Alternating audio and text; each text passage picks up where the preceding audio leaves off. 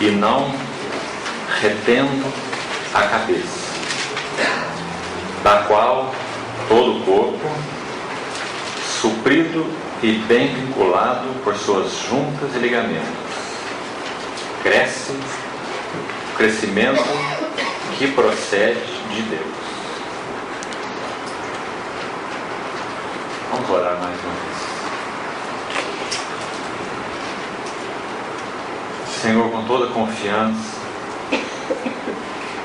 nós nos reunimos olhando para o Senhor uma vez mais nessa noite.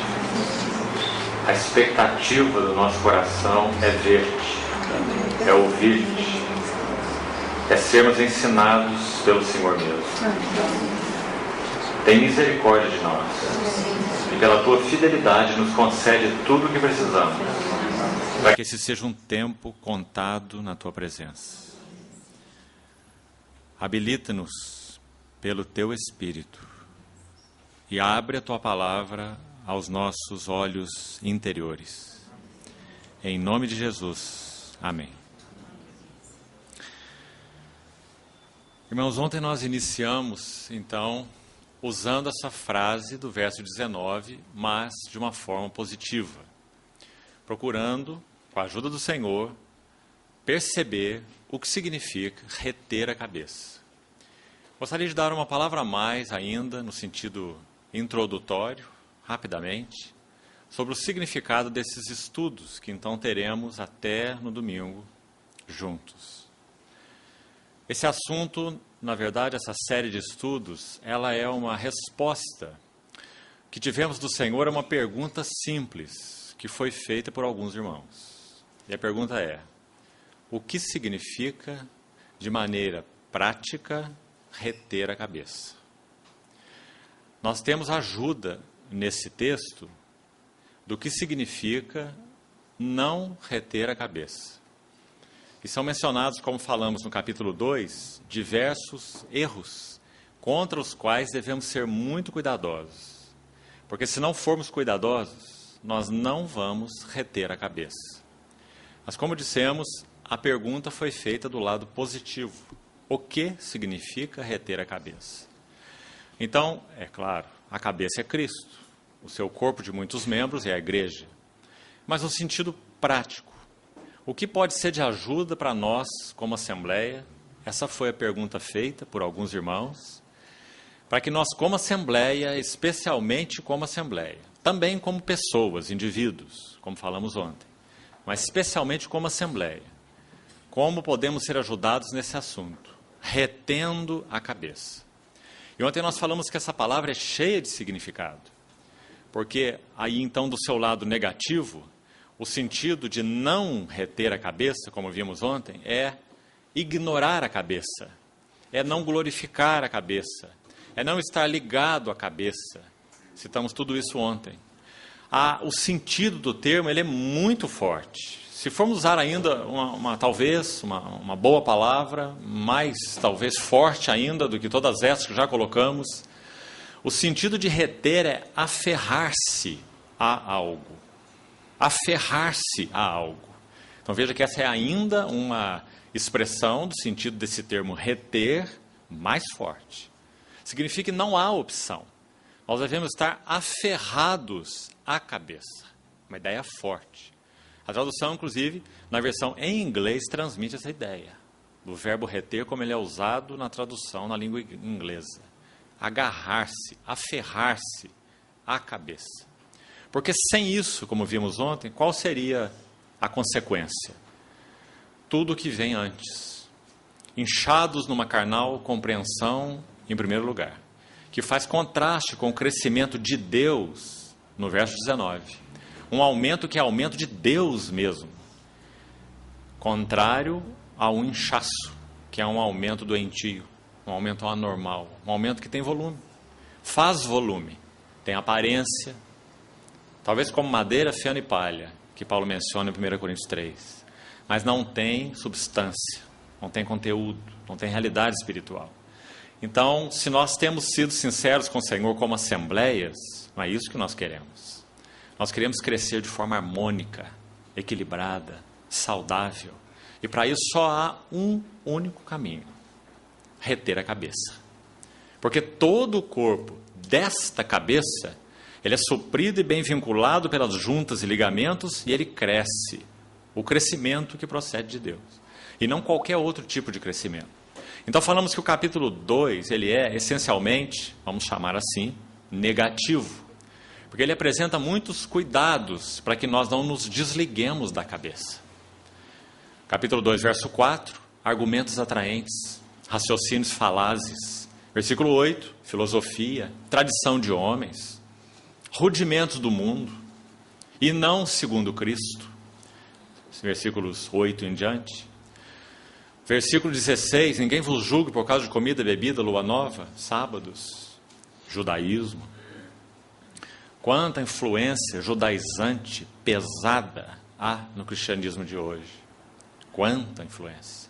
E como isso tem danificado, obscurecido, de maneira tão fatal, o testemunho do Senhor na vida daqueles que professam o nome do Senhor. Então é um outro cuidado imenso que nós precisamos ter. Avalanche de judaísmo no seio da igreja. Depois ele entra na questão do misticismo, baseando-se em visões e culto de anjos, inchado na sua carnal compreensão. Depois no verso 20, ele entra na questão do ascetismo. Não manuseis isso, não proves aquilo, não toque aquilo outro. Ele diz que essas coisas só têm valor para fortalecer a sensualidade. Não tem nenhum valor senão para a satisfação da carne. Então, você vê quanto perigo junto, num capítulo só. Tudo isso nos desliga da cabeça. Um dos sentidos do termo reter, vimos ontem, é estar ligado à cabeça. Mas nossa ênfase ontem não foi essa. Apenas fizemos uma passagem como estamos fazendo de novo agora. Nossa ênfase foi o capítulo 1, que apresenta o assunto bem positivo. Então, quero ser bem objetivo em alguns pouquíssimos minutos, mas para podermos seguir a linha do que falamos ontem. Nós vimos 3 sessões no capítulo 1. Aquela oração, dos versos 9 a 12.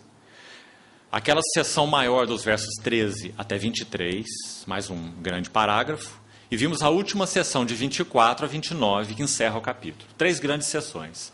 Uma oração, um parágrafo sobre as glórias de Cristo, e um parágrafo sobre as aflições de Cristo.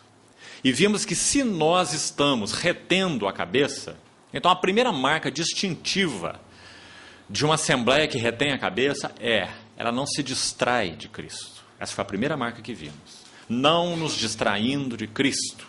A centralidade de Cristo, a preeminência de Cristo, a primazia de Cristo, ocupados com Cristo. Cristo na adoração, Cristo no reunir, Cristo na palavra, Cristo nos cânticos, Cristo na mesa do Senhor, Cristo nos relacionamentos, exortando-nos uns aos outros em verdade e em amor, crescendo em tudo naquele que é o cabeça, Cristo. Então, se nós nos distraímos de Cristo, tudo perde o significado.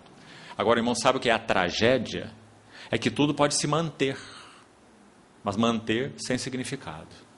Como um tabernáculo sem arca, nos dias em que ele assim esteve, um tabernáculo vazio. Lá não havia arca, não havia glória, não havia a Shekinah.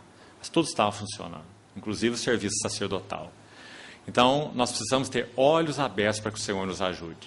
Falar sobre não nos distrair de Cristo, de forma nenhuma, como dissemos ontem, é chover em molhado.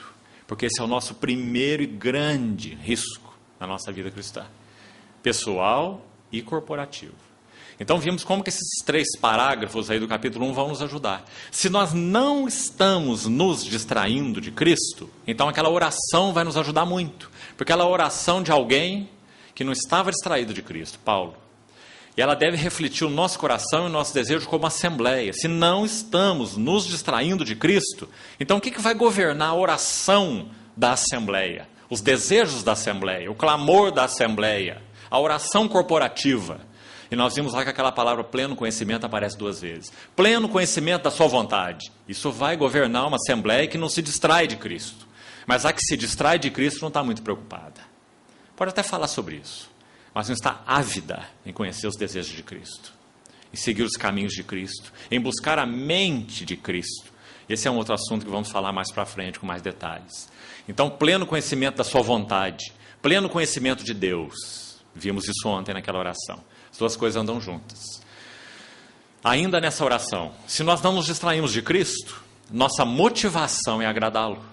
Ontem também comentamos. Vivendo para o seu inteiro agrado. Isso é resultado de quem não se distrai de Cristo. Quem se distrai de Cristo não está preocupado com o seu inteiro agrado. Talvez está preocupado com o que é lícito ou ilícito, bom ou mal, certo ou errado, mas não com aquilo que agrada o coração do Senhor. Essa é a marca de uma assembleia que não se distrai de Cristo, porque está ocupada com o coração dele e com agradá-lo. Então você vê que essa oração é de muita ajuda. E depois menciona a questão de vivermos de modo digno do Senhor, e falamos que isso significa harmônico, exatamente porque não nos distraímos dele. Então nós vamos ouvir o maestro tocar, e nós vamos viver harmonicamente, dignos dessa vocação a que fomos chamados. Então há muita ajuda naquela oração, e nós vimos alguma coisa ontem. É uma oração que reflete um coração não distraído de Cristo, em muitas marcas. Depois nós vimos quase nada, porque na verdade o foco não é esse, sobre aquelas questões do verso 13 a 23, que falam sobre as glórias de Cristo. Vimos alguma coisa, pouca coisa.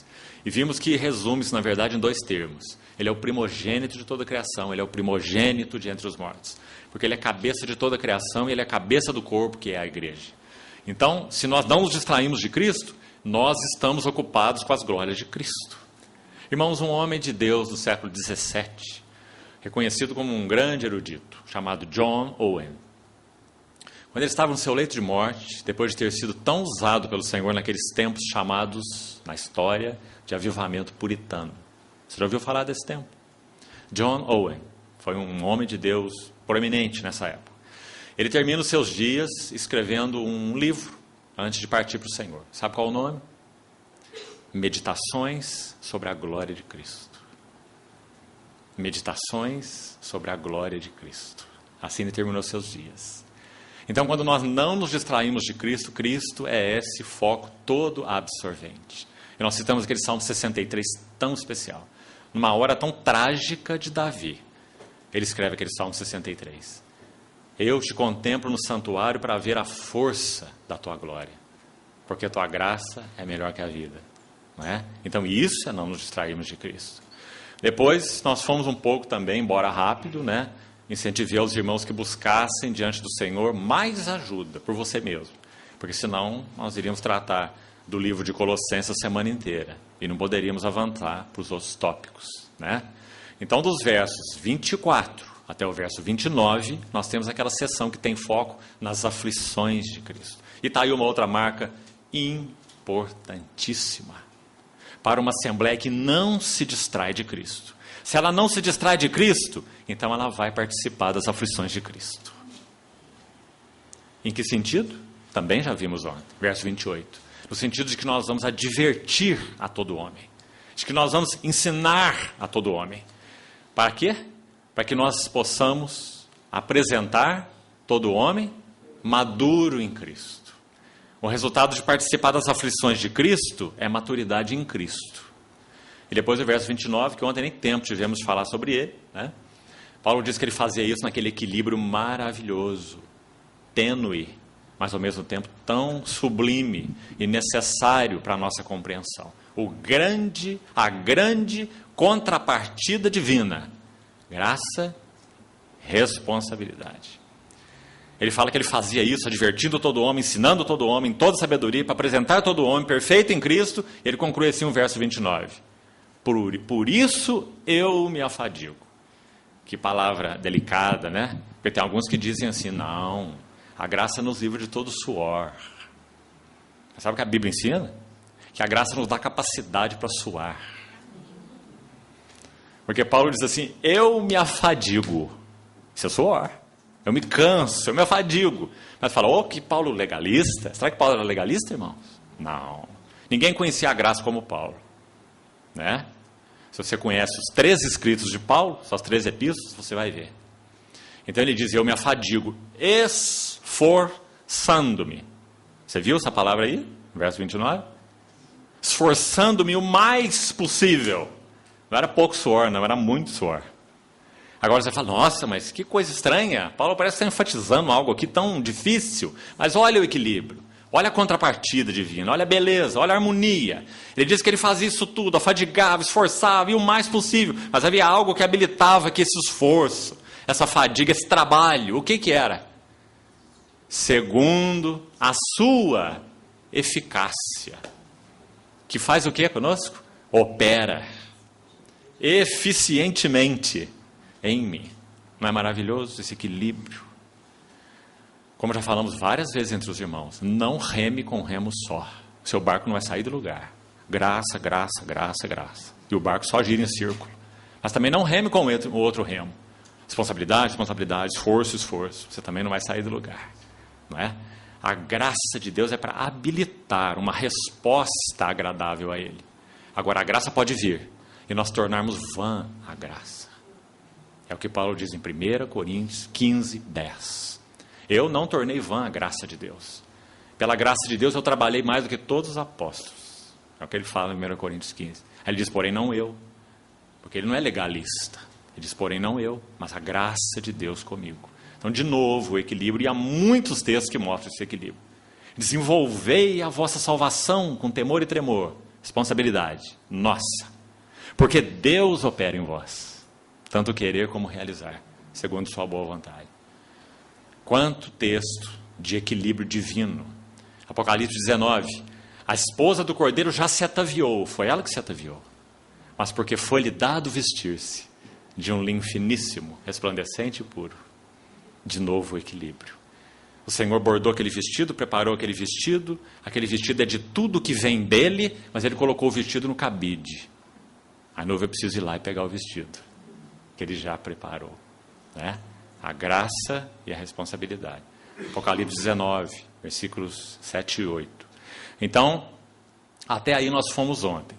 Muita ajuda no capítulo 1, para vermos o que significa não nos distrairmos de Cristo, em todos esses aspectos. Hoje nós vamos dar um passo a mais. E por causa da importância do assunto, nós vamos dividi-lo em dois. Mas nós vamos continuar com o mesmo tópico de hoje. E a segunda marca, então, de uma assembleia que retém a cabeça. Sendo liderados pelo Espírito Santo. Se a primeira marca tem tudo a ver com Cristo, não nos distraindo de Cristo, a segunda marca tem tudo a ver com aquele que Ele enviou, o seu Consolador, o ministério do Espírito Santo. Ó, irmãos, como nós precisamos deter nesse assunto. E vamos buscar com a ajuda do Senhor andar alguns passos hoje e amanhã nesse assunto extremamente necessário. Esse é nosso sentimento no meio da Igreja de Deus hoje. Redescobrir o que significa servir a Deus no Espírito. Servir a Deus no Espírito. Conduzidos pelo Espírito, guiados pelo Espírito, liderados pelo Espírito. Nós precisamos redescobrir. Porque tanto do chamado serviço a Deus tem sido feito na energia da carne. E proveito algum se obtém desse tipo de serviço. Então vamos buscar humildemente, aos pés do Senhor. Ele é o mestre, nós somos os alunos, todos nós. Então vamos buscar humildemente aos seus pés. Buscar nas Escrituras ajuda nesse assunto tão central. O Senhor nos ajude nesses 2 dias a redescobrir algo sobre o ministério do Espírito Santo. Imprescindível. Vamos avançar então em alguns textos.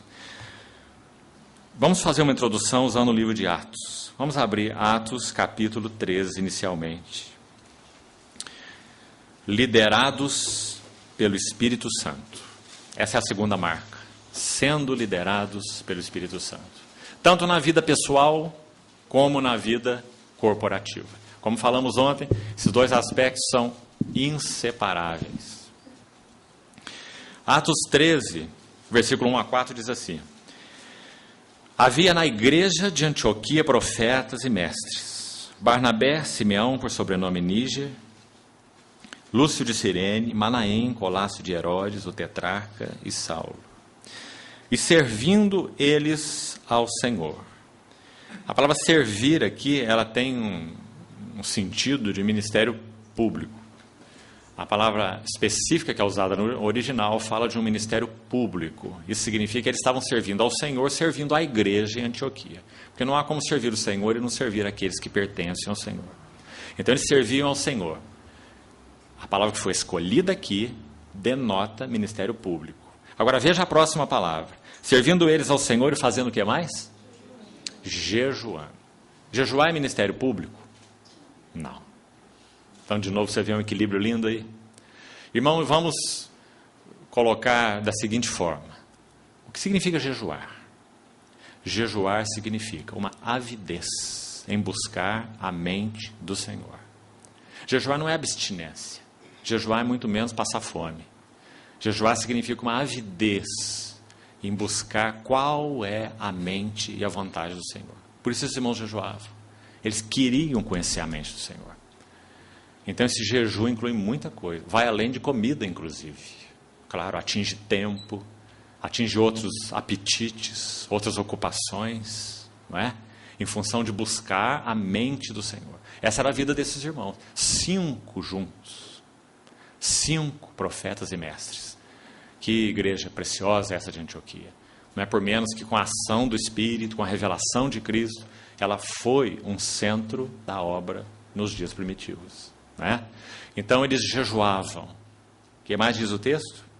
E disse o Espírito Santo. Então está ele aqui. Ministério do Espírito Santo. E aqui vamos fazer uma primeira pergunta. Será que o Espírito Santo teria algo para dizer para esses 5? Se essa não fosse a condição prévia deles? Não sei qual a sua opinião. Mas para mim, eu tenho um sonoro não. O Espírito Santo não teria nada para dizer. Se ali não houvesse profetas e mestres que serviam ao Senhor e que jejuavam. Mas porque havia, então ele tinha algo a dizer. Ele podia revelar seu coração, sua mente, seu tempo, sua vontade e seus caminhos específicos. Então disse o Espírito Santo: separai-me agora. Você vê esse agora? Tempo do Senhor. Eles puderam reconhecer, ouvir o Espírito Santo. A Barnabé e a Saulo para a obra. No mesmo contexto, em 2 versículos, você tem a palavra igreja no verso 1, a palavra obra no verso 2. E também não deixe isso passar despercebido. Porque nós precisamos ver liderança do Espírito Santo na igreja, liderança do Espírito Santo na obra. Porque obra e igreja não convivem assim. São 2 esferas independentes. De modo algum. Obra e igreja convivem assim. O lugar da formação de obreiros do Espírito é no seio da igreja local. Engrenados na igreja local. E não em bancos de seminários acadêmicos. Então na igreja de Antioquia estavam servos do Senhor, servindo ao Senhor e jejuando. E disse o Espírito Santo: separai-me para a obra. Então quão importante é esse assunto. Embora nós também não vamos nos alongar nele.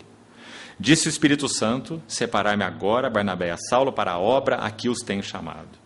Então, de novo, jejuando e orando, e impondo sobre eles as mãos, os despediram. Que conexão maravilhosa. Aqui não há uma obra que é independente da igreja local. E também não há uma igreja local que é independente da obra.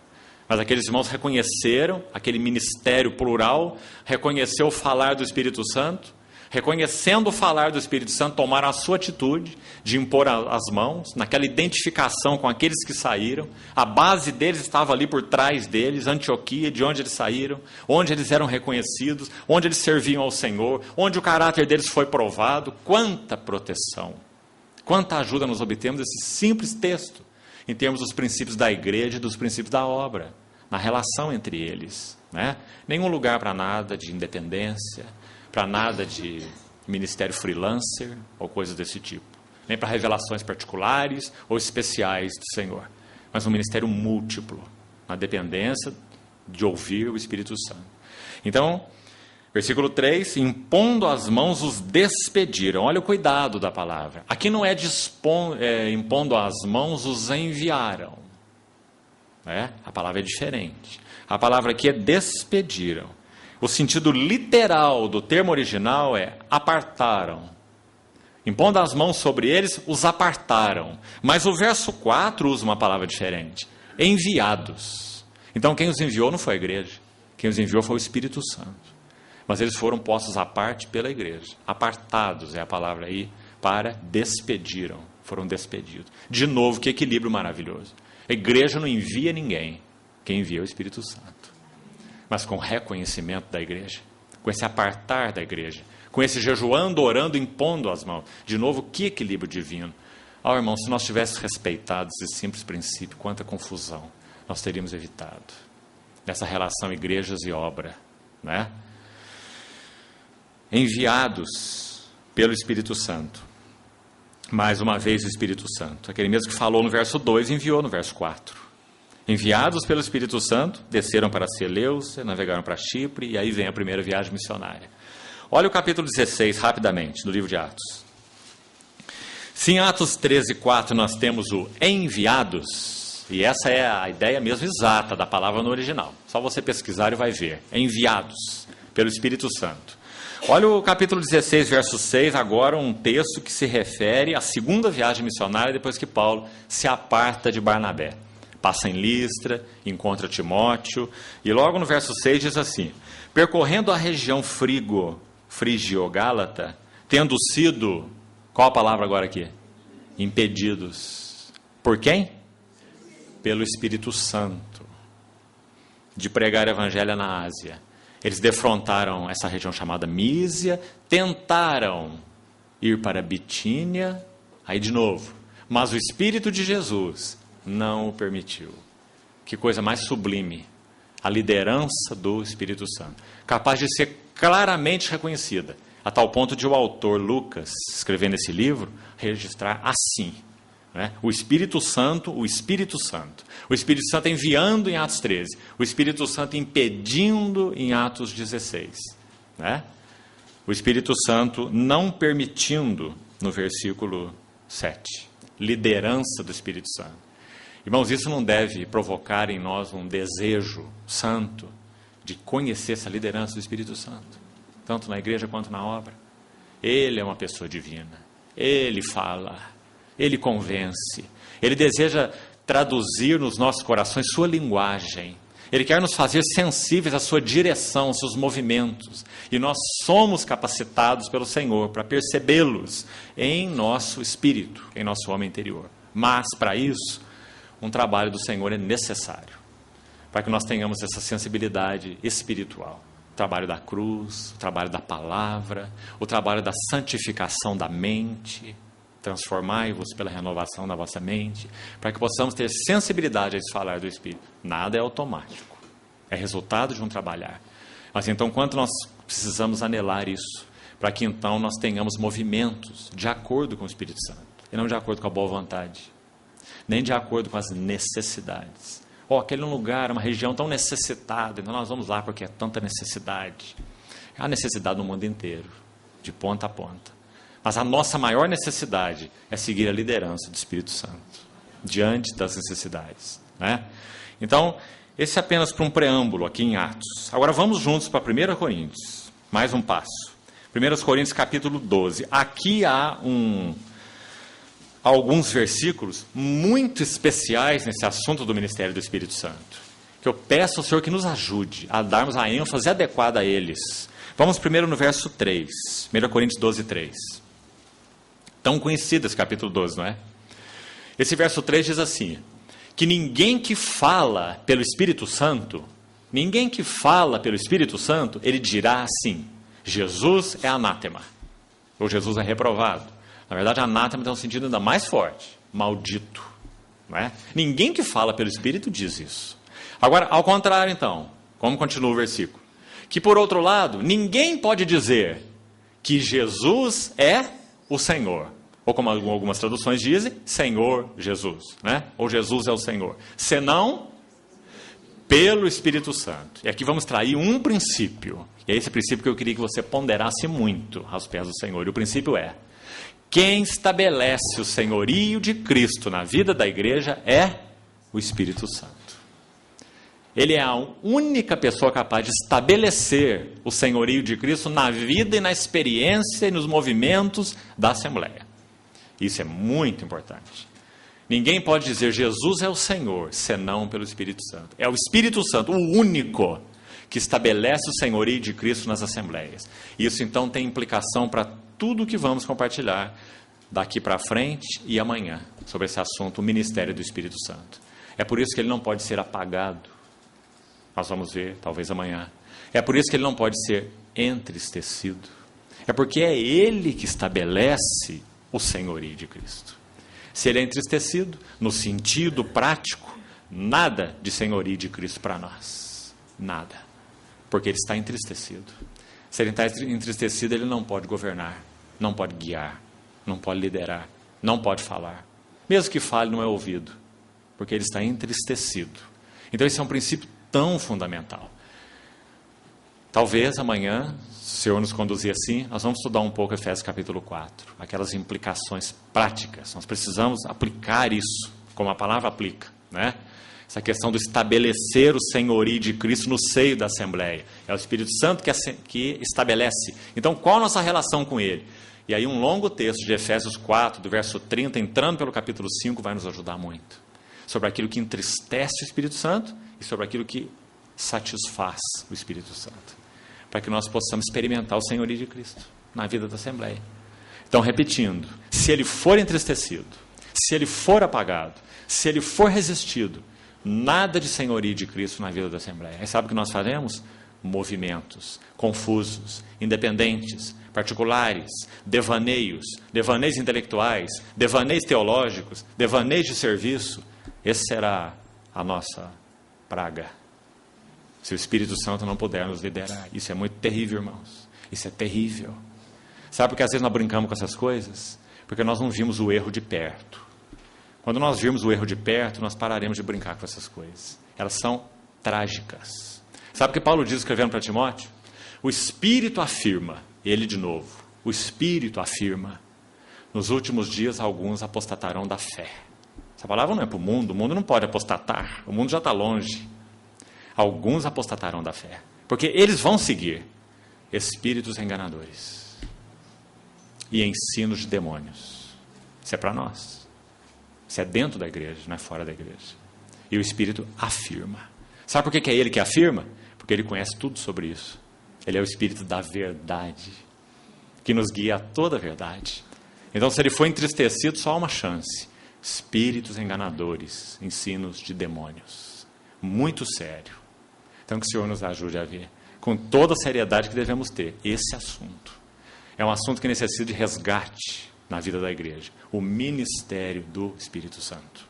Não para ficarmos falando palavras sobre isso, mas para entrarmos na realidade espiritual disso, com temor e tremor. Então, vamos seguir um pouco mais desses versos. Verso 12, desse mesmo capítulo. Assim como o corpo é um, e tem muitos membros, e todos os membros sendo muitos, constituem um só corpo. Assim também com respeito a Cristo.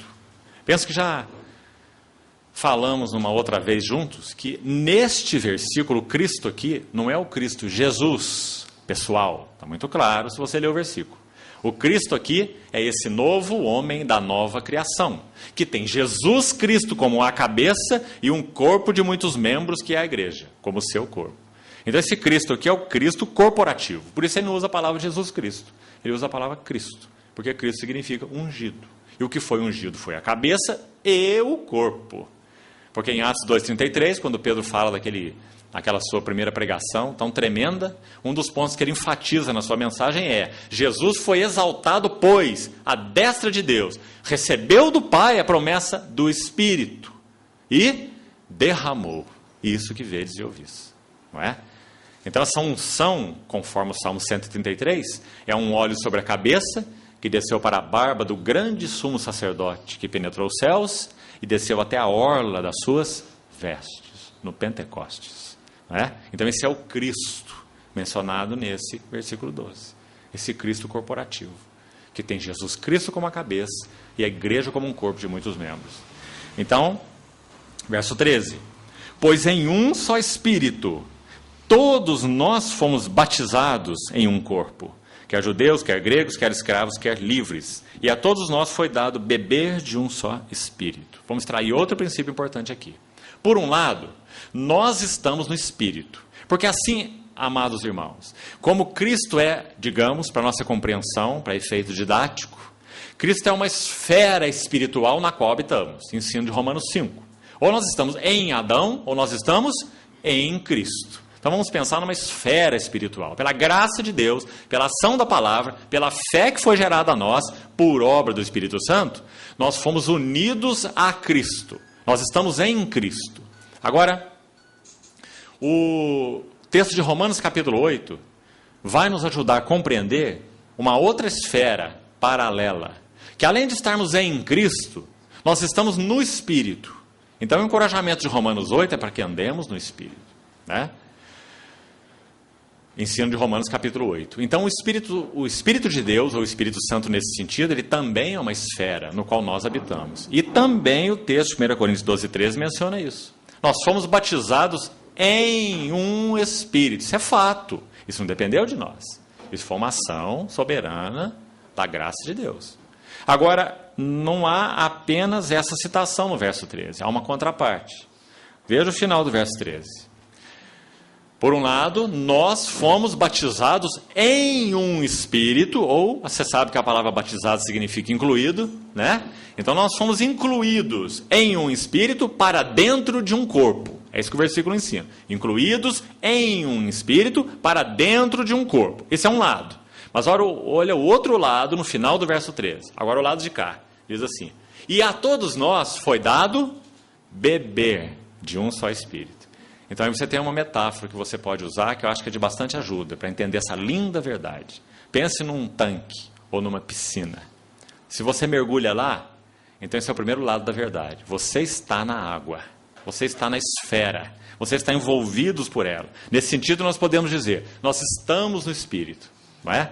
Ou se você quiser usar a linguagem de Gálatas, Gálatas 5:25 diz assim: se vivemos no Espírito, porque Paulo em Gálatas está admitindo que essa é a nossa esfera, porque Gálatas contrasta a esfera do Espírito e a esfera da carne, você sabe o contraste que ele faz no livro de Gálatas entre essas duas coisas. Começastes no Espírito, e agora estáis vos aperfeiçoando na carne. Andai no Espírito, e jamais satisfareis a concupiscência da carne, porque o Espírito milita contra a carne, e a carne contra o Espírito, porque são opostos entre si, né? Então, esse é o contexto. E lá no verso 25 de Gálatas 5, ele fala assim: se vivemos no Espírito, porque essa é a esfera na qual nós fomos incluídos. Se vivemos no Espírito, o que mais? Andemos também no Espírito. Você viu? De certa forma, a mesma coisa que está escrito aqui no verso 13. Em um Espírito, nós já fomos batizados para dentro de um corpo. Então, agora o que nós precisamos fazer?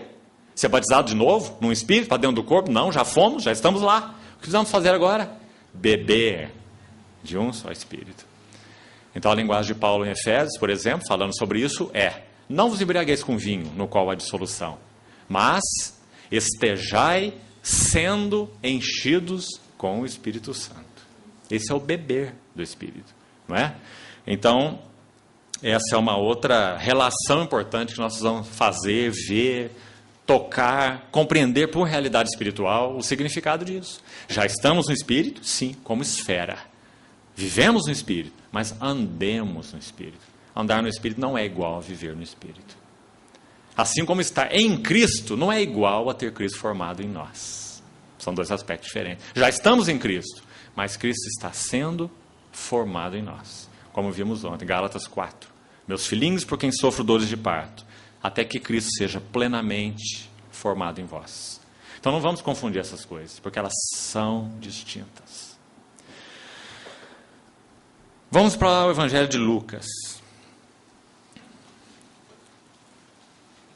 Esses primeiros passos necessários são mais panorâmicos, mas precisamos muito deles para os passos aplicados que nós vamos buscar avançar, seja hoje ou seja amanhã.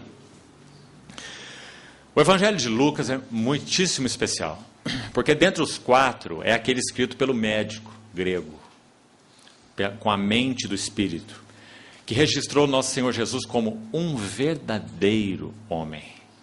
Aquele que ressuscitado come um peixe assado e um favo de mel com aqueles discípulos, para mostrar que ele tinha carne e osso. Um espírito não tem carne nem ossos, como vês que eu tenho. Só Lucas registra isso, não é interessante? Porque Lucas vai reforçar que ele é homem, e homem, e homem, e homem real, não é? Porque Satanás, ele rangeu os dentes para tirar esta pedra angular da vida da igreja. 4 séculos, 4 concílios, os concílios ecumênicos da história da igreja, todos 4 tocavam a pessoa de Cristo. Os 2 primeiros tinham uma relação mais com o verbo eterno, o verbo na divindade, se ele é criado ou se ele é gerado, não é? Ário dizia que ele é criado.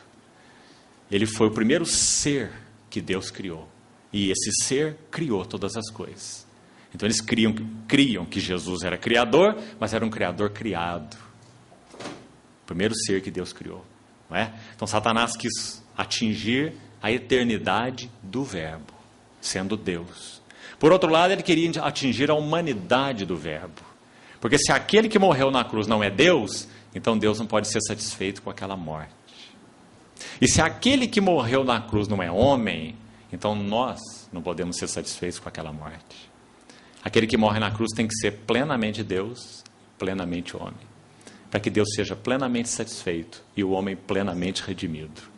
Então Satanás tentou arrancar essa pedra fundamental, 400 anos, buscando arrancá-la e arrancá-la e arrancá-la. E o Senhor levantando vozes, tantas vozes maravilhosas, Eusébio, Policarpo, Atanásio naquele concílio. Atanásio não tinha voto no concílio de Nicéia, porque ele não era bispo. Mas embora não tivesse voto, ele tinha voz, a voz do Espírito. Ele se levantou naquele concílio e a voz de Atanásio foi ouvida, que falava sobre a consubstancialidade do Verbo de Deus com Deus. Ele é Deus eterno, de uma mesma substância com Deus. Luz de luz. Deus verdadeiro de Deus verdadeiro. Gerado, não criado. Então, quão fundamental foi Atanásio, né, nessa história. E assim Lucas. Lucas ele registra essa humanidade do Verbo eterno. Mas sabe o que Lucas faz? Lucas nos diz que Jesus foi um homem cheio do Espírito Santo. Por isso esse evangelho é tão lindo. João vai dizer que ele é o próprio Deus, ele é o Filho, o Verbo que fez carne. Mas Lucas tem uma ênfase diferente. Lucas vai dizer, ele é homem, totalmente homem, mas foi um homem cheio do Espírito Santo. Não apenas isso. Lucas vai registrar, e só Lucas, capítulo 1, que ele foi concebido pelo Espírito Santo. Lucas registra que o anjo Gabriel buscou Maria e disse, esse ente, Lucas 1,35, esse ente santo, o Espírito Santo te envolverá com a sua sombra. Foi isso que Gabriel disse para Maria. É o Espírito Santo, ele vai te envolver com a sua sombra. E esse ente santo que há de nascer, ele será chamado o Filho de Deus. A oferta de manjares de Levítico tipificava essa hora maravilhosa aqui. Você lembra que a flor de farinha na oferta de manjares, a segunda oferta registrada em Levítico, primeiro é o holocausto, depois a oferta de manjares. O que era aquele bolo de manjares? Não tinha sangue, porque aquela oferta não tem a ver com o sacrifício de Cristo. Aquela oferta tem a ver com a humanidade de Cristo. Não tem sangue, era um bolo. Aquele bolo era feito de óleo, de azeite, figura do Espírito Santo, e de flor de farinha. Uma farinha que seria nossa hoje, mais ou menos, a nossa farinha de trigo. Que tem todos os grãos do mesmo tamanho, nenhum atributo maior que o outro. Cristo era perfeitamente equilibrado em todos os seus atributos. Ele não era mais manso do que humilde, não tinha mais paz do que alegria, não é? Plenamente equilibrado, uma flor de farinha misturado com azeite, uma humanidade perfeita, gerado pelo Espírito Santo no ventre de Maria. Sacrifício e oferta não quiseste, antes um corpo me preparaste. Então, esse é o Senhor Jesus, concebido pelo Espírito Santo. Lucas 3,22 diz que esse homem agora ele entra no Jordão, o céu se abre e aquela voz é ouvida. Naquele tempo o Espírito Santo desce sobre ele como uma unção, porque ele é homem. Concebido pelo Espírito em Lucas 1, ungido pelo Espírito em Lucas 3, no Jordão. Então o Espírito Santo desce sobre ele na narrativa de Lucas 3,22, na forma corpórea como pomba. Então aquela voz é ouvida, este é o meu filho amado. Lucas 4, versículo 1, vai fazer outro registro maravilhoso desse homem concebido e ungido pelo Espírito Santo. Lucas 4, 1 vai dizer que Jesus volta do Jordão pelo Espírito Santo e que ele é conduzido pelo Espírito Santo ao deserto para ser tentado pelo diabo. Lucas usa a palavra guiado. Guiado ou conduzido pelo Espírito Santo. Lucas 4, 1, se você está acompanhando. E no verso 14 ainda, de Lucas 4, ele fala assim, e ele regressa do deserto pelo poder do Espírito Santo. Você está vendo quanta ênfase? Ele vai para o deserto pelo Espírito Santo, ele retorna do deserto pelo Espírito Santo, e ele volta para Galileia, Lucas 4,14. E na Galileia ele vai para Nazaré. E em Nazaré ele entra na sinagoga. Na sinagoga ele se levanta para ler. Eles dão a ele o livro do profeta Isaías. Ele abre o livro no capítulo 61. Por quê? Porque ele vai ler para eles o seguinte texto: o Espírito do Senhor está sobre mim.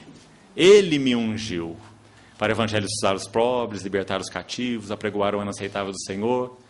Então ele faz a leitura, diz o texto de Lucas, fecha o livro, entrega para o assistente, assenta-se e fala uma frase só, segundo o registro de Lucas. Qual frase? Hoje se cumpriu a Escritura. Que maravilha, irmãos. Esse é o nosso Senhor Jesus, um homem cheio do Espírito Santo. A Bíblia registra, o próprio Lucas, que João Batista foi cheio do Espírito Santo desde o ventre materno. Não é assim? Com relação a João Batista? E Jesus? Jesus foi concebido pelo Espírito Santo. E depois foi cheio com o Espírito Santo. E foi guiado pelo Espírito Santo. O Espírito Santo guia para o deserto para ser provado, para que ele fosse esmagado como um incenso. Quanto mais esmagado ele era, mais o Pai respirava fragrância. Que ele nunca pôde respirar de Adão, e na verdade de homem nenhum. Mas ele pôde respirar do seu Filho. Esse homem perfeito, cheio com o Espírito Santo. E a nossa ênfase aqui está no Espírito Santo. Então, Hebreus 9 vai nos dizer assim, que depois que ele vive essa vida humana, como Lucas registra de maneira tão maravilhosa, Hebreus 9,14 vai nos dizer assim. O verso 13, o anterior, diz que o sangue de touros e de bodes pode purificar quanto a carne, quando aspergido sobre essa carne. E o verso 14 vai dizer, muito mais o sangue de Cristo. Agora escute essa frase. Cristo pelo Espírito eterno. O que ele fez pelo Espírito eterno nesse versículo? A si mesmo se ofereceu sem mácula a Deus. Então o que nós somos autorizados a afirmar? Que aquele corpo que foi preparado para Maria, pelo Espírito, no ventre de Maria, o homem Jesus perfeito, que viveu vida humana perfeita, pelo Espírito, capacitado nas tentações, na condução, no ensino, na sabedoria, no discernimento. Ele foi à cruz pelo mesmo Espírito. Ele foi habilitado pelo Espírito para enfrentar a cruz, aquela hora. Irmãos, por que nós estamos enfatizando isso? Porque nós vamos fazer aqui uma relação. O Espírito que nós recebemos, e esse vai ser o passo que nós vamos dar agora. O Espírito que nós recebemos não é simplesmente, digamos assim, pois vamos explicar melhor para você tentar compreender isso. Não é simplesmente o Espírito de Deus, o Espírito eterno, o Espírito de Jeová. O Espírito que nós recebemos é o Espírito do Jesus glorificado. Sabe o que isso significa? Abra sua Bíblia em João 7, para você procurar compreender isso. João 7, de 37 a 39. Esse texto diz que chegou o último dia, o grande dia da festa. E essa festa é a festa dos tabernáculos. Quando o sacrifício era realizado no último dia, um grande dia de festa. Quando, segundo a história, segundo a tradição, as escadarias do templo eram lavadas nesse último dia. Então Jesus, provavelmente, usando a alusão a esse lavar dessa escadaria do templo, aquela água que fluía lá de cima, lavando aquelas escadas, ele disse assim, se alguém tem sede, venha a mim e beba. Quem crer em mim, união. Crer significa unir-se. Quem crer em mim, quem está unido a mim, quem é um comigo, do seu interior fluirão rios de água viva. E a interpretação está no verso 39. Isto ele disse com respeito a quem? Ao Espírito.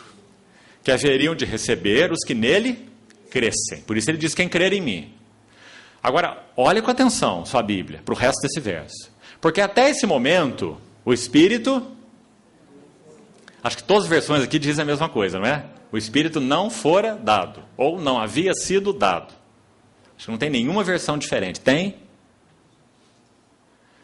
O Espírito não havia sido dado. E concluindo o verso. Por quê? Porque Jesus não havia sido ainda? Sim. Então nós vamos ver duas coisas sobre esse verso. Vamos começar de trás para frente. Na verdade, o texto original não diz. O Espírito não tinha sido dado. Não havia sido dado. O texto diz assim, porque o Espírito até esse momento não era. Porque Jesus não havia sido ainda glorificado. Essa palavra não era muito especial. Mas pode gerar algum problema. Então, talvez pelo cuidado do tradutor, e acho que tem até seu lugar sim, Ele procurou deixar claro que o Espírito não é criado, não é? Então, o Espírito não era. Em que sentido o Espírito não era? Se ele é o Espírito eterno, ele sempre é, não é? Então, ele colocou essa, digamos, explicação aqui quando fez a tradução. Até esse momento, o Espírito não fora dado, porque Jesus não foi ainda glorificado. Mas o texto original é, até esse momento, o Espírito não era, porque Jesus não foi ainda glorificado. O que nós temos para colher aqui? Amados irmãos, o Espírito de Deus, antes da encarnação de Cristo, ele sempre é o que ele é. Ele é pessoa divina. Ele procede do Pai para o Filho, o Espírito de comunhão, pessoa divina eterna. Ele é o Espírito eterno, o Espírito de Deus. Quando um corpo para o Filho de Deus, o Logos, o Verbo, é preparado no ventre de Maria, ele é preparado por esse Espírito e ele é cheio com este Espírito. O mesmo Espírito que preparou o corpo o enche. João 3 vai dizer que Deus não deu a ele o Espírito por medida. Não é? Então ele foi um homem cheio do Espírito e conduzido pelo Espírito. Ou seja, o Espírito eterno, o Espírito de Deus, o Espírito que sempre é, a terceira pessoa da divindade. No homem Jesus, ele passa por experiência humana, porque ele enche o Verbo encarnado de Deus, o Senhor Jesus. Isso significa que o Espírito Santo, na pessoa divina humana de Jesus, ele passa por experiência humana. Em todos os sentidos. Ele habilita Jesus para viver uma vida humana perfeita. Por isso citamos Lucas, para que você veja claramente isso anunciado no livro de Lucas. E é claro que nos outros evangelhos também, mas especialmente em Lucas. Ele habilita Jesus para cumprir a vontade de Deus, obediente até a morte de cruz. Pelo Espírito eterno é que ele se oferece sem mácula a Deus, livro de Hebreus, não é? Ele leva Jesus ao deserto para ser tentado pelo diabo, e também a Bíblia é muito clara em dizer que ele foi conduzido pelo Espírito para o deserto para ser tentado. Então está o Espírito Santo ali, enchendo o homem Jesus, não por medida, e passando pelas experiências humanas do homem Jesus. Habilitando Jesus para a tentação, para a prova, para a necessidade, para a tribulação, para a privação, para as dores, para os cansaços, para as fraquezas, para tudo que ele era como homem, tudo que ele viveu como homem. Então a grande, maravilhosa verdade do Novo Testamento, de novo voltando à pregação de Pedro, é que quando esse homem, habilitado pelo Espírito, que se entrega na cruz pelo Espírito, que é ressuscitado, segundo Romanos 8, por quem? O Espírito daquele que ressuscitou a Jesus dentre os mortos, vivificará os vossos corpos mortais. Quem ressuscitou Jesus dentre os mortos? O Espírito de Deus. Romanos 8, 9 e 10. Então, quando o Senhor Jesus, na pregação de Pedro, ele ascende ao céu, ele recebe do Pai a promessa do Espírito, uma promessa que era destinada a seu povo.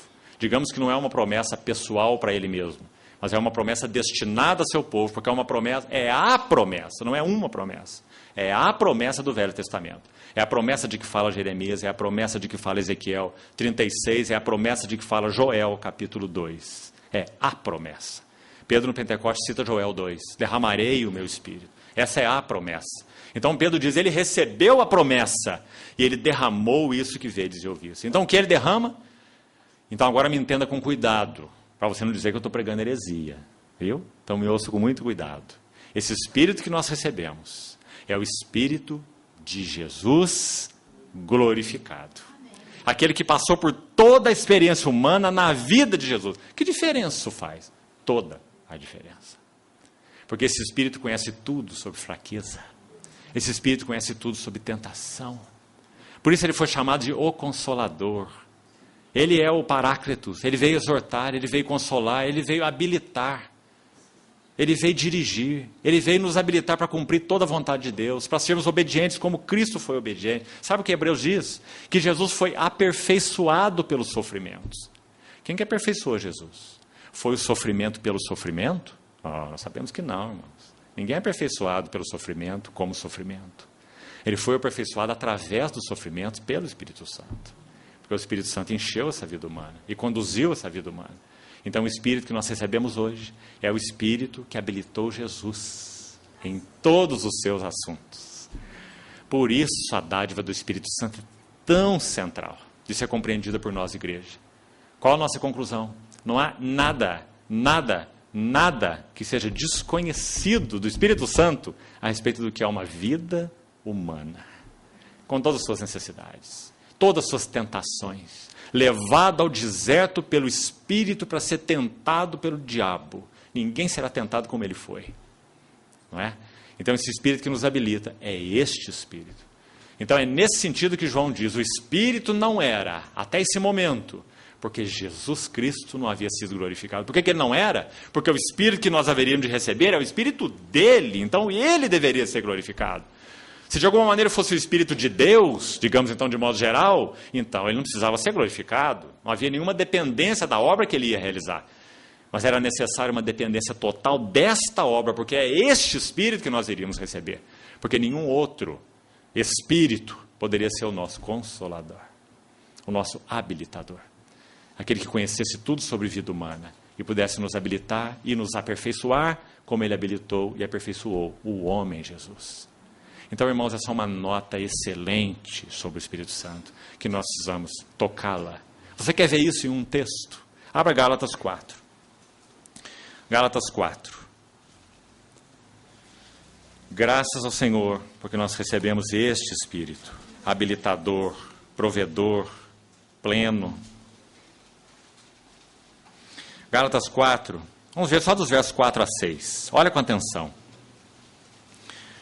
Gálatas 4, de 4 a 6. Se você olhar esse texto com atenção, você vai ver que tem dois envios, muito preciosos nesse texto aí. Dois envios. Primeiro diz assim, vindo a plenitude do tempo, Deus enviou. Aí o primeiro envio. Ele enviou quem? O seu próprio filho. Nascido de mulher, nascido sobre a lei, para resgatar os que estavam debaixo da lei. Para que nós pudéssemos receber o quê? Ouça com atenção. A adoção de filhos. Se nós entrarmos por esse assunto aí, nós vamos fazer a digressão de Paulo, nós vamos voltar mais, né? Porque ele é o espírito de filiação. Irmão, filiação e sacerdócio são duas linhas das mais preciosas na revelação bíblica. Filiação, sacerdócio. Vai ter com os meus irmãos e diz-lhes, subo para o meu Pai e o vosso Pai, filiação. E para o meu Deus e o vosso Deus, sacerdócio.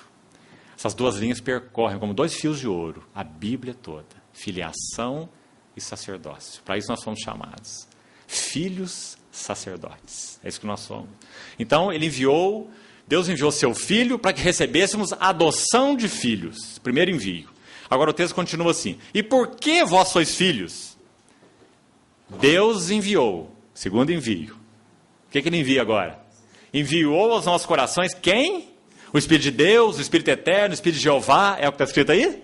O Espírito de seu Filho. Você viu que precioso? Esse foi o que nós recebemos. O seu Filho provado em todas as coisas. O seu Filho que conhece tudo sobre a vida humana, porque ele é homem. Não é? Ele não foi homem, ele é homem. Ele ainda é homem. Há um homem no trono da glória. Não é? Então foi o Espírito que habilitou esse homem. Então conhece tudo sobre a vida humana. Irmãos, esse é o bendito Espírito Santo que foi derramado. Por isso, se ele não nos liderar, nós não temos caminho nenhum. Nossa ignorância e obtusidade é completa. Mas ele conhece tudo. Tudo sobre tudo. No sentido de habilitar o homem e conduzi-lo até a glória. Pedro o chama de o Espírito da glória e de Deus. Lembra-se? Nós citamos ontem. Espírito da glória. Nós seremos conduzidos à plena filiação, pelo Espírito de filiação. Nós seremos conduzidos à semelhança, nós seremos formados e conformados à semelhança de Cristo, pelo ministério do Espírito Santo.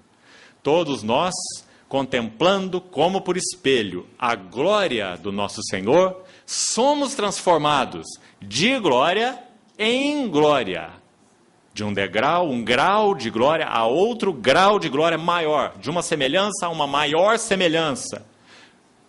A imagem de Cristo. Quem faz isso, em 2 Coríntios 3,18, final do verso?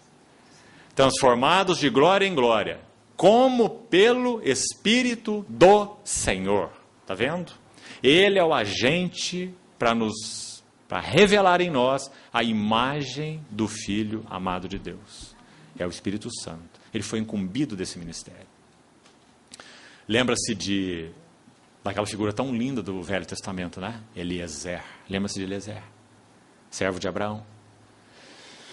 Penso que uma vez também já compartilhamos algo sobre isso, mas eu vou repetir para você. Vamos refrescar nossa memória pelo Espírito, com esse assunto tão lindo. Quando Abraão, Gênesis 24, ele envia Eliezer para buscar uma esposa para o seu filho Isaac. Primeiro você sabe a experiência do capítulo 22, né? Quando Isaac é levado para o altar. Teu filho, teu único filho, a quem amas. Uma figura tão clara de Cristo. 22. Levado para aquele altar. No capítulo 24, quando Eliezer é enviado por Abraão para buscar uma esposa para o seu filho, Abraão pede que Eliezer faça um juramento e coloque a sua mão debaixo da coxa de Abraão, jurando que ele não iria a outro lugar, senão na sua parentela, para buscar uma esposa para o seu filho, e parte Eliezer. Você conhece o texto, Gênesis 24.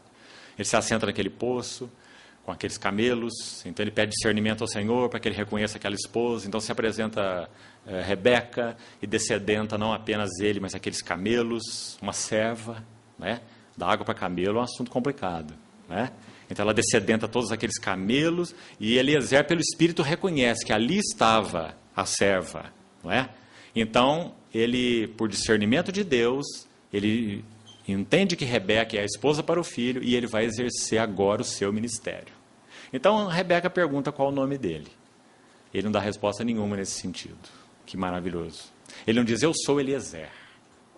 Ele diz assim, eu sou servo de Abraão. Porque toda genuína obra do Espírito, ela não é espiritocêntrica, ela é cristocêntrica. Então Eliezer nem mesmo falou o seu nome, ele falou do seu ofício. Eu sou servo de Abraão. E imediatamente ele começa a cumprir seu ministério, ele começa a falar do Isaac, porque ele foi enviado para isso. Então ele fala assim, meu senhor Abraão é um homem muito rico, e ele tem um filho, e ele deu ao seu filho tudo o que ele possui. Sabe como Jesus interpreta isso? Lá em João 16, quando ele fala sobre o Consolador, João 16, ele fala assim para os seus discípulos, tudo que o Pai tem é meu. Por isso eu digo que o Espírito vai receber o que é meu e vou-lo-á de anunciar, né? Esse é o verdadeiro Eliezer, o Espírito Santo. Então lá na figura é assim que está. Eliezer vai convencendo Rebeca das glórias de Isaac, na jornada para a casa de Labão, não é assim? Quando eles chegam lá, você sabe que o Labão é uma figura também problemática, né? Então ele começa a reter ali Rebeca há muito tempo, eles ficam lá 10 dias, e Labão quer que fique mais, e o assunto não se resolve, não é? Então eles lembraram que a mulher tinha vontade própria.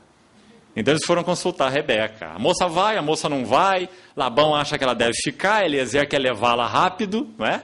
Porque esse é o ministério do Espírito Santo, preparar uma noiva para o seu filho. Então Eliezer quer levá-la, mas Labão quer segurá-la. Então ele diz, vamos perguntar para ela. Irmão, isso é tão maravilhoso. Porque isso fala que para que Cristo encontre a sua igreja, isso não é apenas um ato soberano da vontade dele. Ele busca um coração que o almeja, um coração que o anela. Então, quando eles vão consultar Rebeca e fazem a pergunta para ela, ela responde com 2 palavras. Eu irei. Eu irei. Então, ela deixa a casa dos seus pais e vai encontrar Isaac. Esse é o ministério do Espírito Santo, preparando uma noiva para Cristo. Qual é o nosso coração? Nós temos estado satisfeitos com a casa de Labão? Nosso lugar, nossas coisas, alvos, interesses, projetos, planos, ambições. Se o Senhor Jesus não encontrar entre nós um povo que o almeja, ele não descerá do céu. Ele não descerá do céu porque a hora de Israel está chegando. Ele não descerá do céu porque o relógio de Deus está perto do tempo. Ele descerá do céu quando ele encontrar nessa terra um povo que o anseia, como Rebeca ansiava encontrar Isaac. Eu irei. Essa é a hora do Senhor. Esse é o tempo do Senhor. Então o Senhor nos ajude a ver isso, irmãos. O Espírito Santo está aqui para fazer essa obra. Não é para nos tornar melhores. Não é para nos tornar, e me entendam quando digo isso, mais santificados aqui ou ali, mais isso ou mais aquilo, mais libertos nesse assunto ou no outro assunto. É preparar uma noiva. A si mesmo se purifica todo que nele tem esta esperança, assim como ele é puro. Qual esperança? Havemos de vê-lo como ele é. Essa é a nossa esperança. Então que o Senhor levante nos nossos corações um verdadeiro clamor em resposta ao ministério do Espírito Santo. Se nós concedermos ao Espírito Santo lugar para nos liderar, esse vai ser o resultado. Ele vai prover em nós, ele vai promover em nós um coração de trigo e não de joio. Quanto mais o tempo passar, mais as nossas raízes ficarão pequenininhas e não mais profundas. O joio, quanto mais amadurece, mais ele finca raízes na terra. Este mundo é meu. O joio, quanto mais cresce, mais ele solta o trigo. Quanto mais ele cresce, mais ele solta suas raízes da terra, porque ele amadurece para Deus. O joio, quanto mais ele cresce, mais ele se torna ereto. O trigo, quanto mais ele cresce, mais ele se dobra, ele se curva. Ele cresce para o céu, o joio cresce para a terra. O ministério do Espírito Santo é preparar uma noiva para o Filho. Para isso ele foi enviado. Eu quero concluir dizendo para os irmãos o seguinte. Há uma expressão, uma palavra no livro de Hebreus, que nos ajuda tanto em entender esse maravilhoso ministério do Espírito Santo. Nós vamos dar esse último passo, concluindo por hoje. Sabe qual é a palavra? Fiador. Hebreus 7:22. Diz que Jesus é fiador de uma nova aliança. Deixa eu compartilhar com os irmãos sobre isso e o que isso tem a ver com o Espírito Santo. Quando o sacerdote era ungido no Velho Testamento, era aplicado o sangue e depois o óleo, nessa ordem. O sangue para purificação, remissão, expiação e o óleo para unção. Claro que não pode ser invertido, né? Primeiro expiação, depois unção. Sangue e óleo. Quando ao Senhor Jesus é aplicada essa palavra fiador, peça ao Espírito do Senhor que te ajude a ver essa figura do sangue e do óleo nessa palavra fiador. Um fiador, ele nunca garante um lado só do contrato, senão ele não é fiador.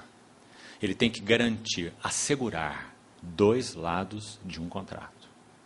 O lado do credor e o lado do devedor. Se o devedor não paga, o fiador paga e o credor estará satisfeito. Garante os dois lados. Jesus recebe esse título tão sublime em Hebreus 7:22 como o fiador de uma superior aliança. Então vamos pensar sobre isso.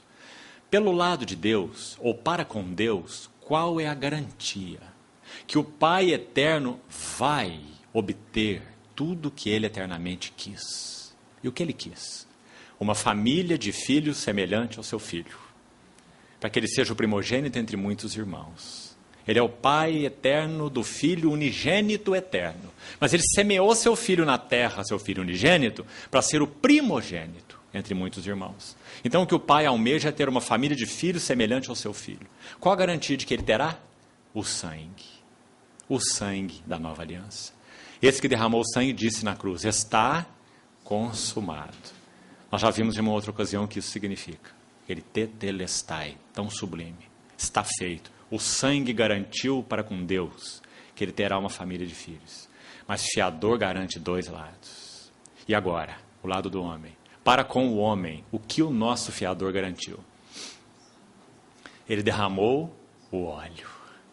E derramando o óleo, ele garantiu que o Espírito Santo faria a obra necessária para que o Pai tivesse a família de filhos que ele almeja. Esse é o ministério do Espírito Santo. Então o fiador garante com essas duas maneiras. O sangue satisfaz a Deus e o óleo nos satisfaz.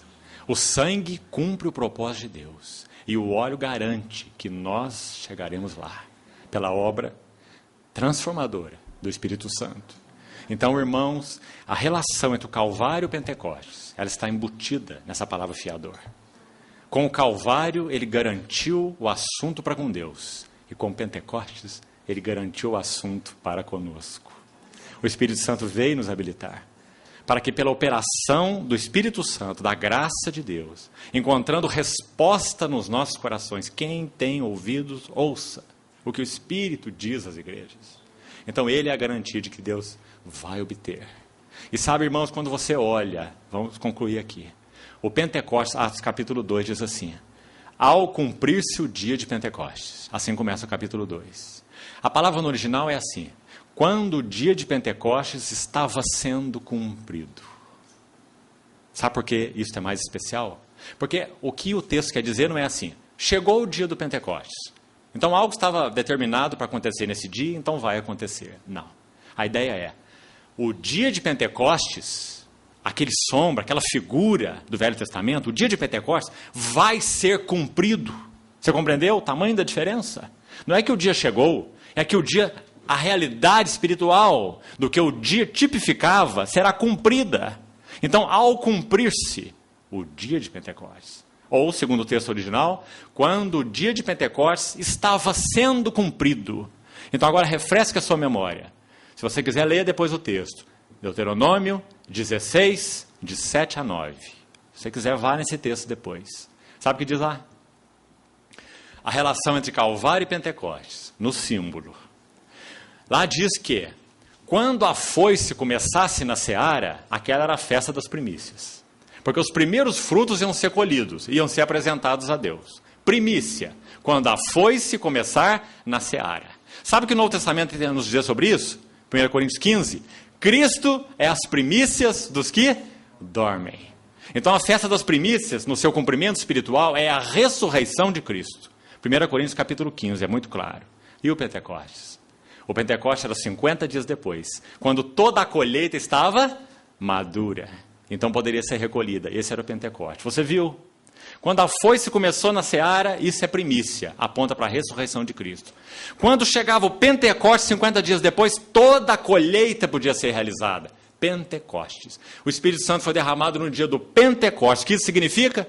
Toda a colheita de Deus está garantida. Pentecostes. O Pentecostes foi cumprido. Deus obterá a sua colheita, porque o Espírito Santo foi derramado. Irmãos, então esse é o caminho para a igreja. Por isso, se vivemos no Espírito, andemos no Espírito. Porque não há nenhuma outra chance para nós de sermos aperfeiçoados, de sermos transformados de glória em glória, de servirmos a Deus no Espírito, de nos relacionarmos no Espírito, de respondermos à voz do Espírito, de sermos transformados na imagem de Cristo, de sermos introduzidos na realidade espiritual. Ele é o Espírito da realidade, ou o Espírito da verdade. Então, que o Senhor nos ajude a compreender a sublimidade. Irmão, isso não é um tópico de estudo. Isso não é um item de um manual de teologia sistemática. Esse é um assunto vital para a Igreja de Deus. O ministério do Espírito Santo. Que isso deixe de ser palavra, isso deixe de ser confissão, e que nós busquemos avidamente o que isso significa na vida da Igreja. Graças ao Senhor pelo seu Espírito. Que Ele continue nos falando ao coração. Amém.